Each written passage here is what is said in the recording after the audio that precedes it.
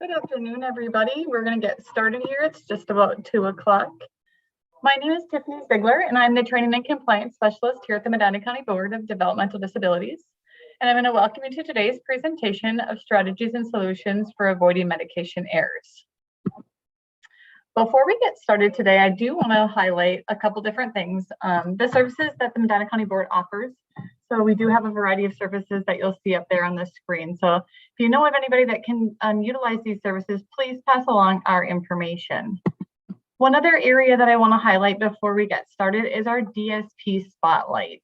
We do have a monthly DSP Spotlight, and our May DSP was Louise Frederick. So I just want to highlight a little bit about her and talk a little bit about her accomplishments. Louise has been a DSP for almost 6 years. When asked what her favorite part about serving people with disabilities is, she said, "I enjoy taking them on outings, out for breakfast, on walks, and just talking with them." Louise's favorite part of being a direct support professional is that she is 82 years young and she enjoys working. Louise has retired 3 times and always finds her way back to working an active life. Working with people is her joy, and God continues to give her the strength. So we also want to acknowledge, if you know of any direct support professionals who provide direct care to a loved one, someone you know, or even just a coworker in Medina County, we'd like you to recognize them for their outstanding commitment to the individuals they serve. You can visit our website for the nomination form. I also do have it linked on the slide below, and you will receive this presentation following today's presentation, so you'll be able to access it using that link on the slide. But again, you can access it from our website.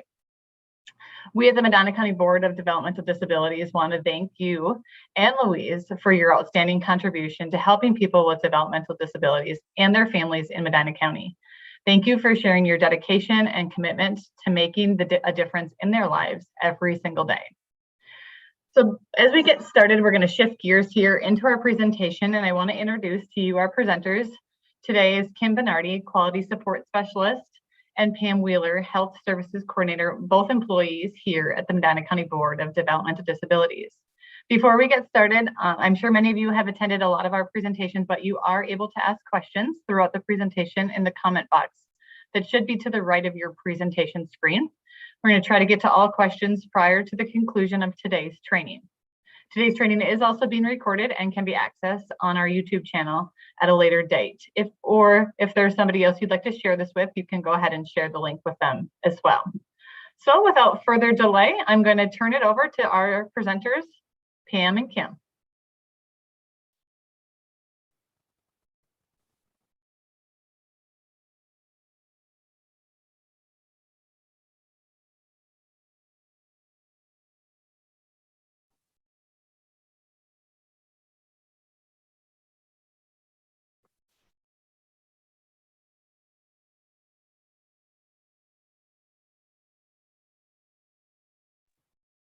Pam, can you hear me? Yes, I can hear you. All right. I'm not sure who's going to get started, but you guys are more than welcome to go ahead. Okay. This is Kim Bernardi, and I just wanted to talk about a little bit explaining why we decided to do this training. Every 3 years, there's a quality assessment review completed for medication administration, which is required by rule. The county board has Neon do these for us. I receive all the final reviews.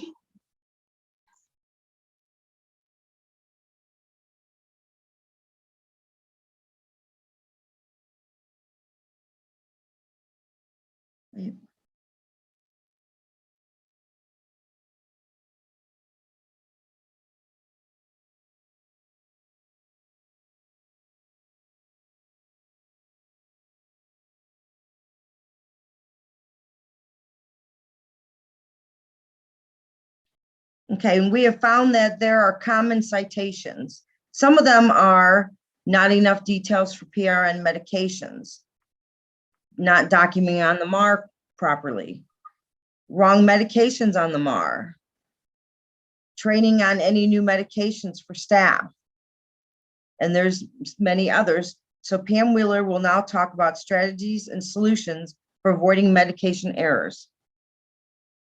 Good afternoon, everyone. We just thought it would be a great idea to get this started by showing the importance of safe and effective medication administration by sharing Alex's story. So Tiffany, if you want to go ahead and share that story with them.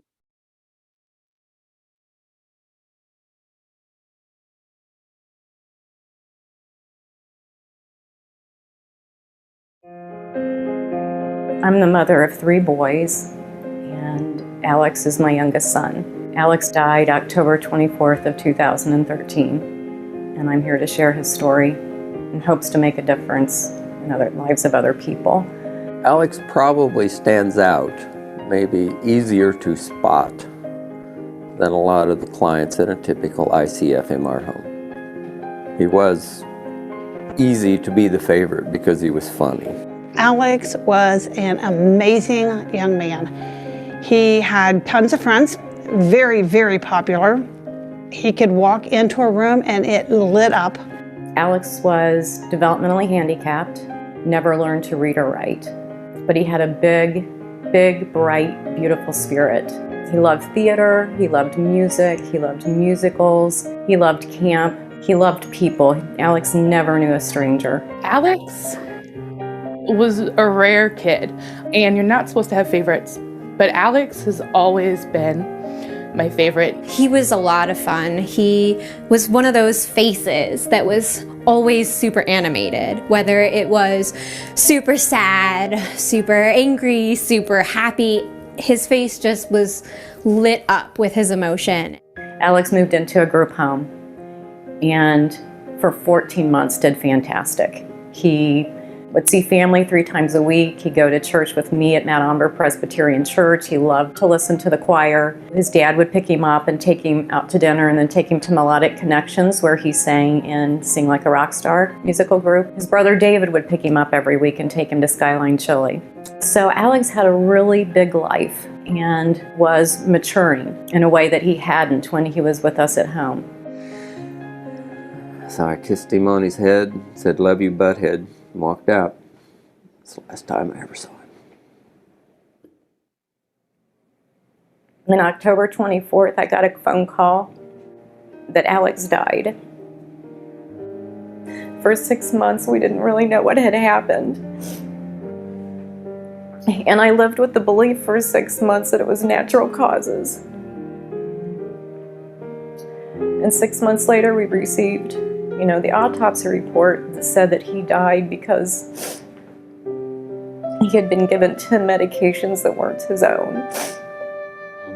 When these very powerful psychoactive and seizure medicines are given to the wrong people or given in the wrong doses, they can be very harmful, and in fact they can be lethal. If Alex didn't get your attention to do your job right, nothing will. All the people you care for, each and every one of them, the easy ones, the hard ones, the funny ones, the cute ones, the one that bit you or slapped you last week, they need your best. Please be diligent and please be aware, because our children's lives are in your hands.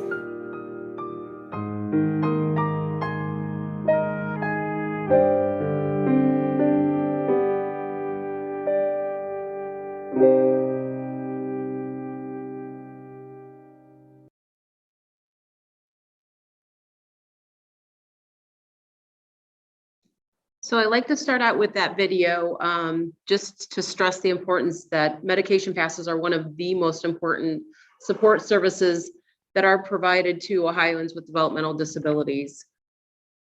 I like to show this word cloud, or tag cloud as they call them, to represent the importance of safe and effective medication administration practices. Each word in this word cloud represents how vital proper medication administration practices are in order to prevent outcomes resulting in risks to health and welfare. Next slide. So when you go through a medication administration course, the first and main thing that you learn is the 6 rights of medication administration. I like to use the acronym IMDRTD, which is I am Dr. TD, to remember those 6 rights. So when you're administering medications safely, it involves constant awareness of the risks, creating a system to avoid those risks, and committing to monitoring and maintaining safety standards. People who administer any type of medication must be aware of these 6 rights. So it's always the right person or right individual. Make sure that you check the name on the medication order with the persons. Use 2 ways to identify that individual. The right medication, compare the medication label with the medication administration record at least 3 times. Right dose, compare the MAR with medication label 3 times to assure proper dosage and strength. The right route, confirm the patient can take or receive medication by the ordered route, whether it's by mouth, if it's ear drops, eye drops. And the right time, confirm when the last dose was given, know how early or how late a medication can be given. You need to set an alarm to remind yourself, that the dose of medication next dose is due. And the right documentation, chart the time, the route, and other information immediately after the medication passed before preparing another person's medication. Next slide. Common medication errors.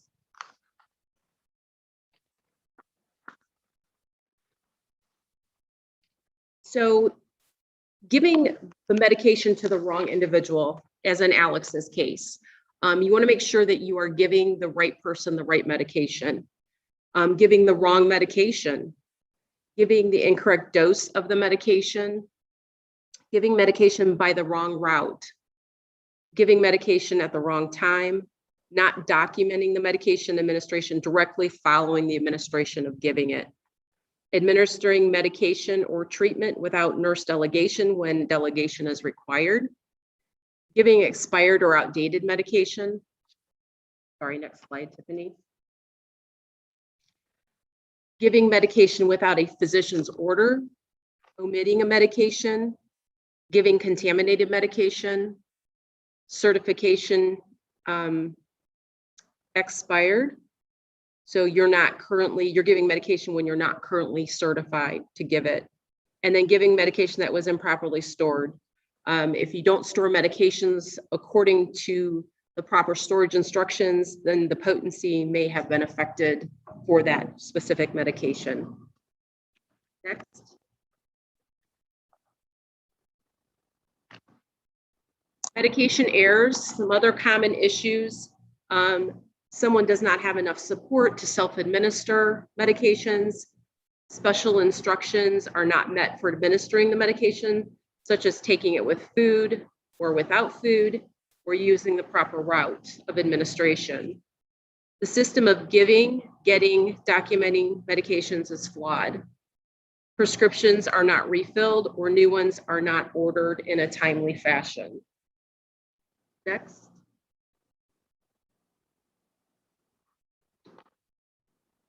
Why medication errors happen.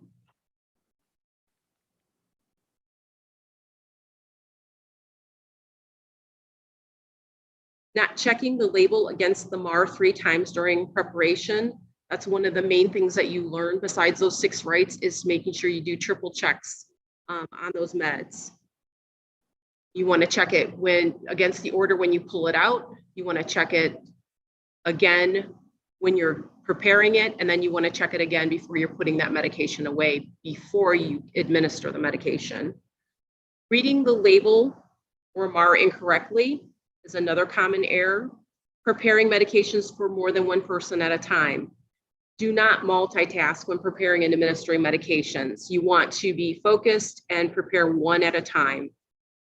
Not waiting for the person to swallow the medication, not documenting immediately that a medication was given.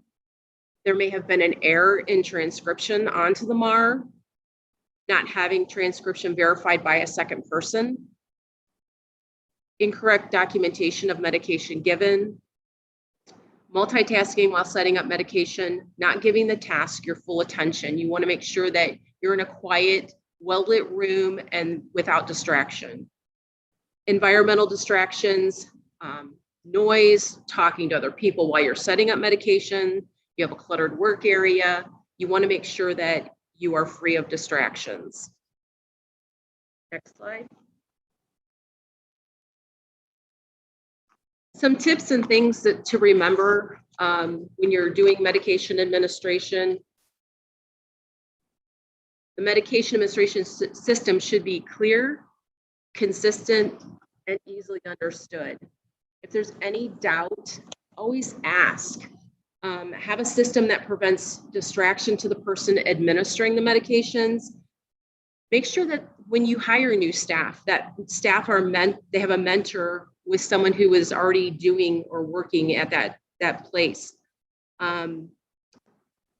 Make sure that they have the same environment and conditions that they will actually conduct the administration in.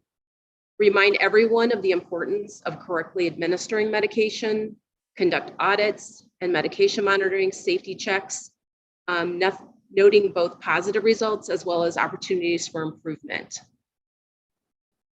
If for some reason there needs to be a change to the process, make sure that all are aware that and the system is detailed well, that everyone understands, and make sure there's no room for error. Next slide. Monitoring medication administration, and step in if there are concerns. If the person is not acting like himself or herself following a medication path, take it seriously. Don't dismiss those changes in behavior in your individual. Be alert to changes in the routine of a person or a group. Know signs and symptoms of adverse reactions. And if there's ever any doubt, call 911 immediately. Next slide. The medication administration. Check each person's MAR, every medication, every page, every day. If you've been off for a day or two, or even if you've worked in the morning one day and you go in the next day, make sure you're checking that MAR. Things could have changed between the last time that you were there, and you want to make sure that you're making sure that you're checking it every day. Know the signs and symptoms of adverse reactions for those medications that you're giving. If you don't know, look it up. That is the best way to know what kind of an adverse reaction that individual could have by you giving that medication. Give medications at the scheduled time, 1 hour before and up to 1 hour after. Never use unlabeled medications. And if you have any questions regarding medications, always ask. If you're not sure, call your delegating nurse to find out, what you need to know and have those questions answered. Next. So, I wanted to show you the DOT system. We were having some difficulty sharing the screen, but Tiffany, you're going to include that when you upload or give them the information? Correct. I will be included with that. If you'd like me to show it now, I can also show it while you're talking. Do you have it? Yep. Oh, perfect. Okay. You can keep talking and I'll show it up on the screen for you. Okay, great. So the DOT system is another check. When you're doing those triple checks, it's that third check. So when you're preparing multiple medications for the same administration, time requires you for extra focus and attention. So using the DOT method, which is, it's showing you there where it's showing steps 1 and 2, it's a third check. So when you're at your MAR, you do your third check, you're going to place a dot on the space where you're going to put your initials. And then that way, when you go back after you've given the medication, it's that reminder of, now I need to initial after I've given that medication. So that's all the DOT method is. So if a medication was prepared but not administered, you can, document by initialing the MAR, and then circling it if you don't give it, but you're always supposed to initial after you've given the medication. And we'll send out those details whenever we send out the PowerPoint slides, correct? Correct. Okay. Next slide. So preventing medication errors is our next slide. And you want to make sure to prevent errors, you want to document that you gave that medication, just like we were talking about that DOT method, document immediately after you administer the medication. Medications are to be given and documented by certified personnel who prepared those doses. So never give any medication set up by another person. Only give medications you have set up. This includes medications that you will give to a person who is away from home when you are out with them. Do not set up medications until you are ready to give them. Prepare and administer medications at the time they are scheduled to be given. And then do not give improperly labeled or unlabeled medications. Next slide. So everybody already knows documentations of medications administered. If you didn't document it, it didn't happen. That's another one of the main things that, you can say that you gave it, you gave it, but if you didn't document it, you didn't give it. So remember, if it's not documented on the MAR or the TAR, the treatment administration record, it was not done. You must document all medications administered as well as all the health-related activities and tasks that you complete. Next slide. So medication administration record or MAR or treatment administration record or TAR for each person must include the following items. You have to have the individual's name. It must include the medication name, including the strength of the medication, the dose of the medication to be given, the route of medication, time to administer the medication, the month and year, any allergies that that individual might have, and special instructions such as taking the pulse before you give that medication or whether you're supposed to give it with or without food. Next slide. So good documentation practices after you have given the medication or done the health-related activity, you want to make sure that you initial the appropriate date and time on the MAR or on the TAR, or as instructed when using an electronic medical record. Next slide.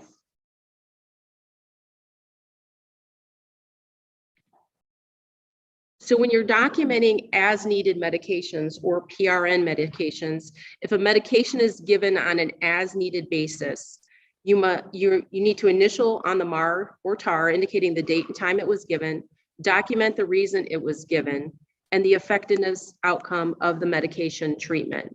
So you're going to document the time and date that you gave it, initial it, for why you're giving it, and then half an hour, an hour after you've given that as needed medication, we want to know what the result of that medication was. Was it effective? Was it ineffective?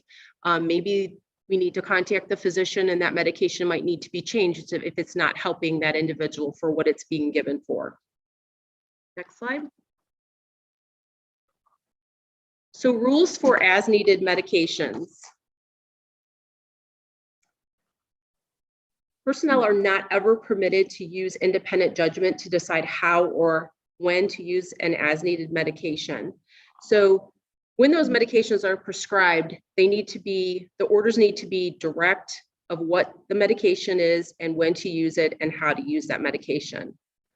So the order must be clear and observable parameters must be included on that medication. Next slide.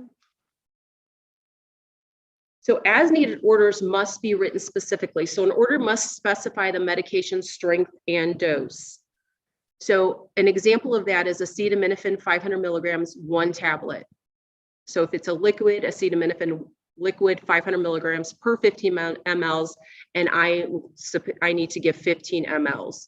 The order must specify dosing intervals. So every 6 hours, every 4 hours, every 8 hours, the time must be specific as far as what the interval of dosing is. Next slide.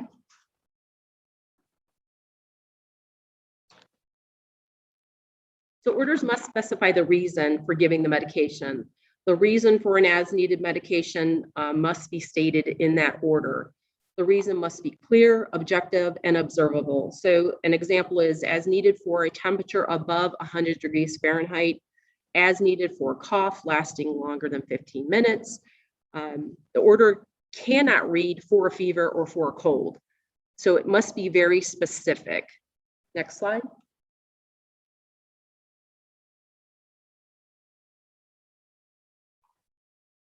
Orders for 2 as needed medications must clearly state which medication should be used for what specific symptom. So if you have 2 acetaminophen orders or 2 Tylenol orders, they need to be very specific for what the complaint is of what you're giving it for. So acetaminophen 500 milligrams, 1 tablet for complaint of a headache. If the headache is not relieved within 2 hours, then I can administer ibuprofen 600 milligrams, 1 tablet. So they need to be very specific for what you're giving that medication for. Next slide. So correctly written PRN orders. These next few slides are just some examples of how a PRN medication order should be written. If you discover that a person has more than 1 as needed medication order for a specific symptom, make sure you contact the healthcare professional for clarification on those orders. That can prevent medication errors from occurring. So this first example is acetaminophen 500 milligrams. You're going to give 1 tablet by mouth every 6 hours as needed for complaint of headache or symptom of headache as evidenced by the individual hitting themselves in the head with the heel of the hand. If the headache is not resolved within 2 hours, then use ibuprofen 600 milligrams, give 1 tablet by mouth. Next slide. This is another example. Example number 2 is another example of acetaminophen, 325 milligrams, give 1 tablet by mouth every 4 hours as needed for complaint of headache or temperature above 100 degrees Fahrenheit or above. So making sure those orders are specific for what you're giving that medication for. Example 3, loperamide 2 milligrams, give 2 tablets by mouth as needed. After the first loose stool, give 1 tablet by mouth. After each subsequent loose stool, do not exceed 4 tablets in 24 hours. So there's your parameters of, I cannot give more than 4 tablets in a 24-hour period, even though it says I can give 2 tablets by mouth as needed after the first loose stool, then 1 by mouth after every subsequent. If they're continuing to have diarrhea or loose stool, I can't give more than 4, then I'm going to need to call the physician or the contact for that individual to find out what I need to do if I've given the max of 4 in that 24-hour period. Next slide. Example number 4. This would be for Pepto-Bismol, 262 milligrams, give 2 tablets by mouth every hour as needed for complaint of stomach upset, not to exceed 16 tablets in a 24-hour period. So again, here you have your maximum dose that you can give in a 24-hour period. Example 5, lorazepam 1 milligram. You're going to give 1 tablet by mouth every 6 hours as needed for symptoms of anxiety due to autism as evidenced by head banging or skin picking or crying or rocking in a fetal position. So it would be very specific for that individual and what they would be, when they would be given that medication. Next slide. Our last example is Ambient 5 milligrams, give 1 tablet by mouth at bedtime as needed for insomnia, as evidenced by being awake for 40 minutes after going to bed. So when you're getting these orders from the physician or the nurse is getting these orders or whoever is obtaining the orders, you want to make sure that they're specific for that specific individual. Next slide. So if a medication or treatment is not given or is not taken, you want to make sure that you are documenting that appropriately in the MAR. So if you are supposed to give a medication and that medication is withheld for whatever reason, you want to make sure that you initial the appropriate time and space on the MAR where that medication was supposed to be given. Don't leave it blank. It has to be filled in. You're going to fill it in with your initials, circle it, and then on the back of the MAR or on the TAR, you're going to document the reason for the circled initials. This has definitely been an error that I have seen over the years. If you didn't give it, they just didn't initial it. But you want to make sure that it is initialed, it's circled, the reason on the back is documented, and then if you're using an electronic MAR or TAR, document for whatever the system instructions are for your specific facility. Next slide.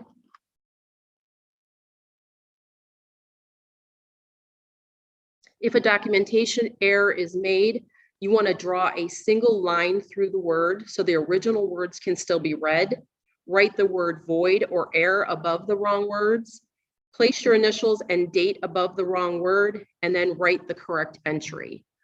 Sometimes within the electronic system, you might have to put an addendum in there the next day or whenever the error is found to be able to correct those errors. But you must follow whatever the policy is wherever you're working. Next slide.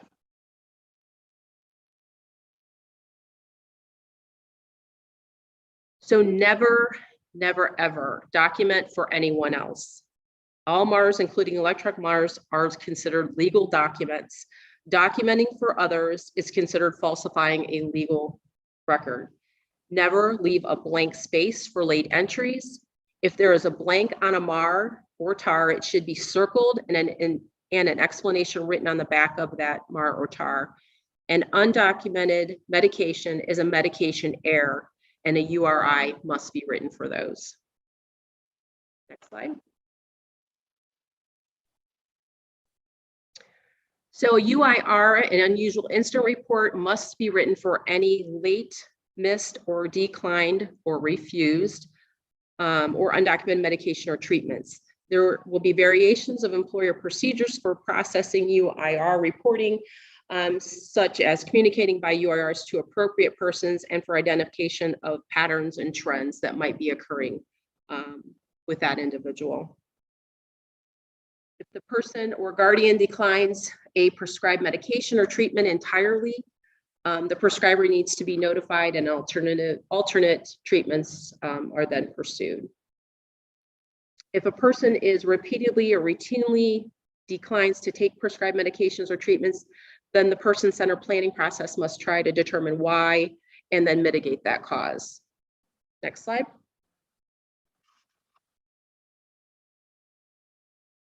So a special note, if medications or health-related activities are administered away from where they are usually given, there must be documentation on the MAR or TAR to explain where they were administered, such as on vacation or at work. Next slide.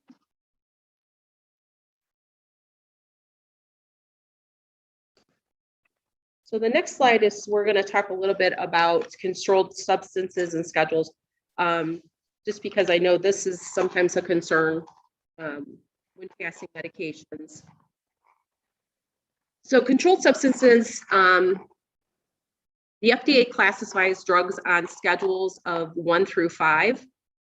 So schedules 2 and 3 drugs are highly restricted due to their potential for abuse and addiction. Schedule 1 drugs have no legally established medical use. So Schedule 2, 3, and 4 drugs. Schedule 2 and 3 drugs require special precautions due to the potential for addiction and abuse. All Schedule 2, 3, 4 drugs are highly regulated and must be carefully tracked. If a Schedule 2, 3, or 4 drug is being administered, you'll need to keep careful records to account for each dose. So you need to follow your agency's procedure for securing and tracking these medications. Whether medications are locked or not will depend on the person and the situation.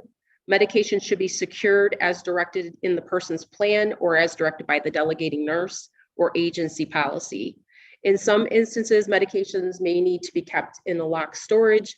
In other situations, medications may be safely kept in a dedicated place that is secure. Just make sure the need to have these medications locked for security does not prevent self-administration. Next slide.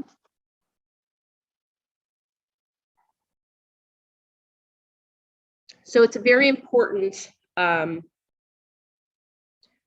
that such procedures are important to ensure that a person receives the prescribed amount of a medication and to ensure that the medication is not being stolen and used by others.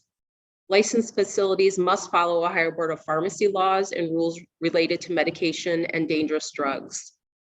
Misappropriation theft is a major unusual incident, MUI. Another thing that you want to make sure of is that if you're using a lockbox, making sure that you're signing off, doing a count at the beginning, at the end of every shift is helpful in making sure that medications are where they need to be and that they are accounted for. Next slide.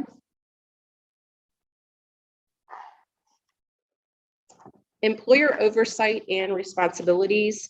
The employer is responsible for assuring that individual specific training for each person is provided to personnel after certification and before medication administration or any type of health related activity would occur. Overseeing medication administration and performance of health related activities as specified in the Ohio Department of Developmental Disabilities law and rule. Assuring annual relevant skills check for certified personnel, stopping medication administration and health-related activities performance when there is a question about the skill or activity being performed by that certified personnel. If you, for whatever reason, feel that there is a staff member who you don't feel that they're capable of giving a specific medication, then definitely you want to make sure you're questioning that. Providing ongoing oversight of personnel performing oral and topical medication administration and the 13 health-related activities. And then assuring nurse delegation for actions that require delegation. Next slide. So some preventative measures to reduce medication errors. You want to make sure that there's consistent supervision and oversight of medication administration. Ongoing training, education of personnel certified to give medications, evaluation of employers' policies and procedures, and then making sure that identifying and evaluating systems issues that may contribute to medication errors. If it's really noisy wherever you're preparing those medications, you just want to make sure that that person that's preparing those medication does have a quiet environment, that they're able to focus and not be just easily distracted. Next slide. So we wanted to kind of wrap up the rest of this with reminding you what you need to know about your certification if you are medication administration certified. First of all, you are responsible for your certification. So you must verify that you are currently certified to administer medications or to be able to do health-related activities. You must confirm your Category 1 initial certification and renewals on the DODD website. This certification is valid only for developmental disabilities, service settings, and only in the state of Ohio. Your certification is valid for 1 year, must be renewed each year before the certification expiration date. And it is recommended that the renewal, continuing education, and return demonstrations be completed at least 60 days before your certification expires. Next slide. So renewing your certification at least 60 or at least 90 days before your expiration date, plan to complete the required education and skills for renewal. To renew your certification requires completing 2 hours of continuing education related to medication administration or health-related activities, and you then must demonstrate skills of medication administration health-related activities. Skills must be demonstrated annually to be used. Any skill that's not demonstrated as part of the renewal must be demonstrated prior to performing the skill when needed.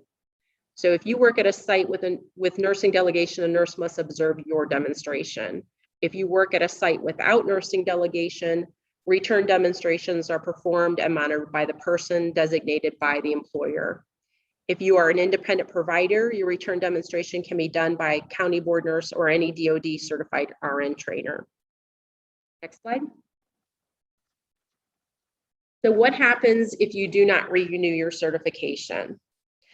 You have 60 days past the expiration date to renew your certification without having to retake the initial certification training course all over again. You may not administer medications or perform health-related activities during that 60-day post-expiration period. If for some reason you allow your certification to be expired for more than 60 days, you are then required to retake the initial certification training course to become certified again. Next slide. Any questions? Has anybody typed any questions in there, Tiffany? I have not seen any come through at this time, but I'm going to go to your next slide just to share your guys' information so that they have it in case they do want to send you any questions that they may have on a more personal level. I would like to end any type of educational presentation with just a simple quote. Your commitment, dedication, and passion for your work are really appreciated. Thank you for giving 100% every day.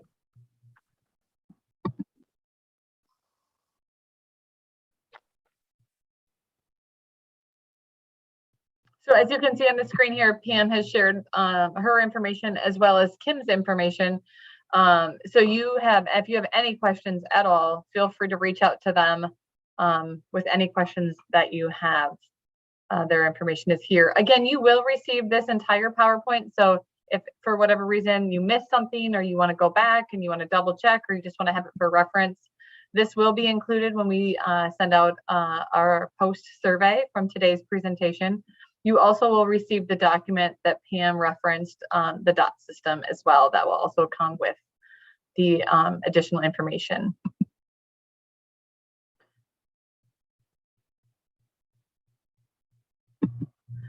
I also want to note that in the near future, we will have a remote support training for providers, and that will take place on June 4th. I believe that's a Friday at 1 p.m. The registration should be coming out shortly. I don't believe it's come out yet. So please watch for that in our provider newsletter. You will see also on the bottom of this screen, if you are not receiving our newsletters, please go out to our website and sign up for, there's a variety of different newsletters that you can receive. You can check one, you can check them all, but stay up to date with all the information coming out from our agency. We have a lot of good information, a lot of upcoming trainings. So if you're interested in that, go out to our website and get signed up to receive those as well. I want to thank you for your time today. Again, if you have any questions, feel free to reach out to Pam and Kim. And I hope everybody has a wonderful afternoon. Thanks so much for joining us.